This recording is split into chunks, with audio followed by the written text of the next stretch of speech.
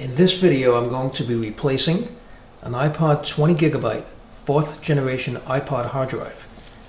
So I'm going to be opening the iPod with these tools. I'm going to use this tool here.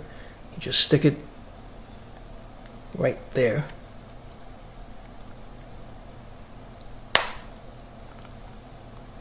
Like so. You just slide it across.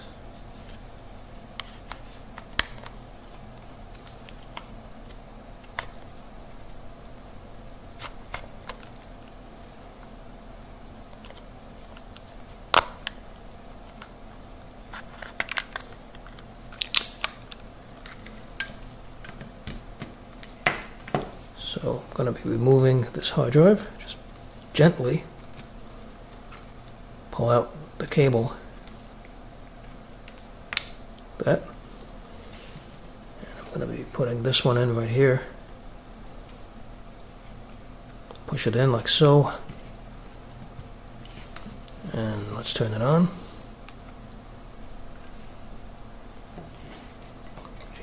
Got the hold button on, so I have to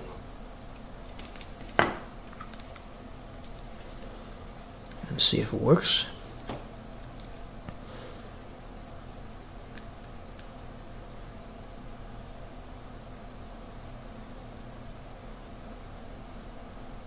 And there you go. So I'm going to turn it off. Hold that down.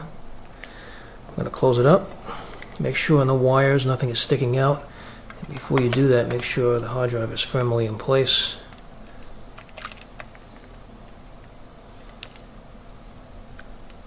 And the wires are sticking out. Just all you have to do is just basically press it closed.